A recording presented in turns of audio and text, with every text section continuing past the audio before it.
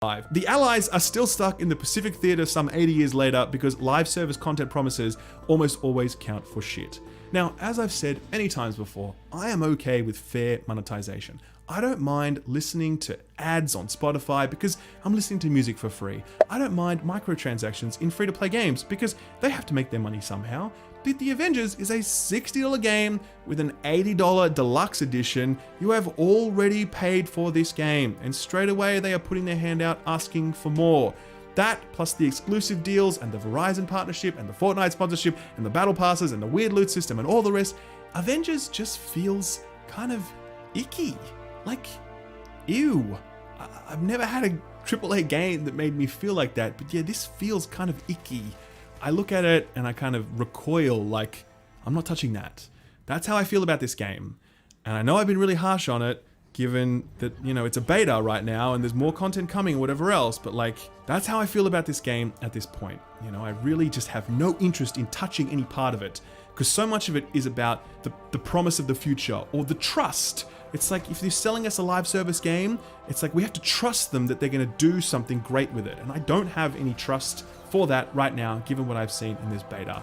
And, you know, given how beloved the Avengers are, and given that this is probably the only real Avengers game we're ever going to get, maybe, it's a real shame that we have ended up at this point.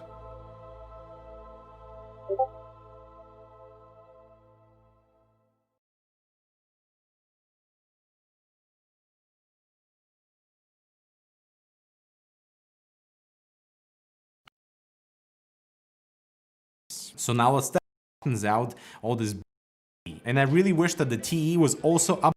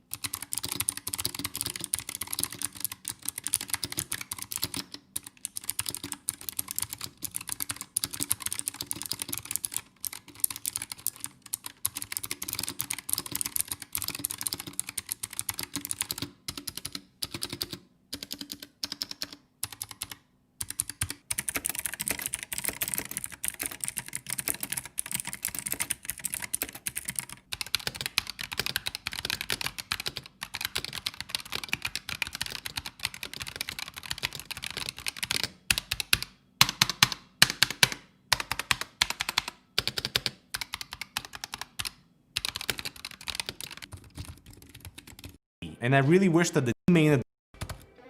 So really, aside from the space-saving advantages you get with a 60% keyboard, that is really the main advantage of getting the Huntsman Mini over the Huntsman TE. And I really wish that the TE was also updated with the Gen 2 switches, because, I mean, based on that sound test, I can tell you 100% the Gen 2 feels so much better. But the Huntsman TE with the Gen 2 switches would be like my perfect gaming TKL keyboard. So the improvement really comes from the lubing to smooth out on how the switch travels, and also the silicone dampeners not affecting on how the switch feels. Because normally, if you were to put dampeners on like the MX stem, you would have that little bottoming out effect that is kind of squishy. So none of that is present here, which is awesome. Instead, you have this really satisfying density when you bottom out, equivalent to something like on Leopold keyboards when they put this like felt carpet inside the frame. So it not only mutes the sound, but it also softens out all the bottoming out strokes. So it's kind of equivalent here with the Huntsman Mini. As with the Huntsman TE, the switches are incredibly light, so you have to kind of train not to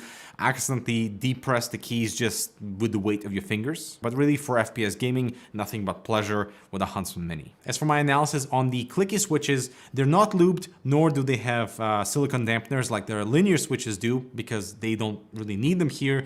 You still have a bit of a clunky sound profile to them, but they do have a very different feel versus your other clicky switches from Cherry and Kale. These feel very similar to Razer Greens, light actuation, and kind of a soft clicky point. They're not my favorite clickies, but they're not as loud as others.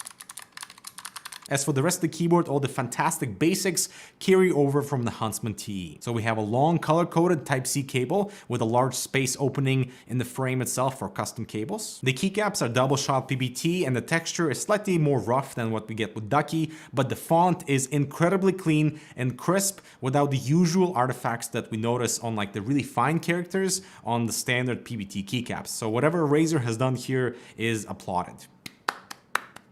Nice. I'm actually surprised that the illumination on the Mercury Edition isn't as bright as I would expect for a white body, simply because the LED is below the keycap and it doesn't really help to illuminate the frame underneath, so all the light shines right through the keycap. We have all the standard 60% shortcuts printed on front of the keycap in a separate color, so you can easily see them. We have the function key that highlights all the shortcuts, including media control, all your F keys, including lighting customization, macro recordings, and your arrow keys. Since the layout is also completely standardized, you can swap out the keycaps, which is awesome, and Razer actually sells a bunch of their own PBT keycaps, including pink, green, black, and Mercury. The frame is also completely clean and simple with only the Razer text embedded in the front, which is kind of hidden, and we have the dual step angle adjustment at the bottom with 6 or 9 degrees. So now let's step back and talk about why I feel like Razer can do better. If we take a look at the competition from Ducky, especially with the Mecha Mini, it seems to offer slightly better value versus the Huntsman Mini. Even though, I get it, it's the first 60%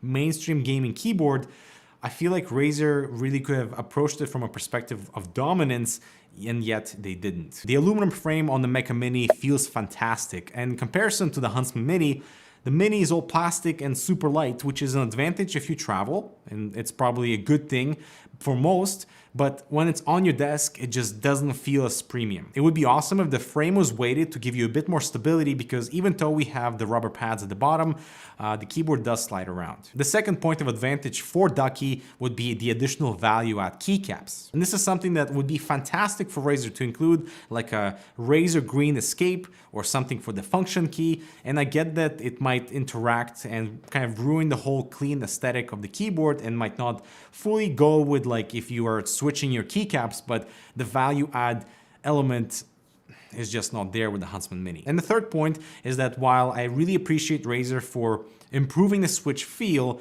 it still has a lot of like wiggle room inside the frame, and it not only wiggles the actual Switch, but it in turn wiggles the keycap as well. It's not a substantial takeaway from the build quality, but Razer had time to perfect the Switch feel, yet they didn't fix this thing where the Switch kind of wobbles inside the frame, and you know, when you're typing, you can kind of feel the keys kind of floating around. I even noticed it on my black model when I swapped out the keycaps, because the bottom row, you can clearly see the edge and all the keycaps are slightly misaligned. When I was swapping out the keycaps on my Mercury Edition, one of the keys actually got stuck. Luckily, this is the only time it's happened, so I wouldn't worry about that. And my last point would be about Razer Synapse. I know everyone loves to complain about it. I think it's a powerful program. You can do a lot with it. Save full profiles directly onto the keyboard, which is awesome. Customize all the keys, create different shortcuts. My complaint here is really about the initial setup when you plug in new Razer peripherals into your PC,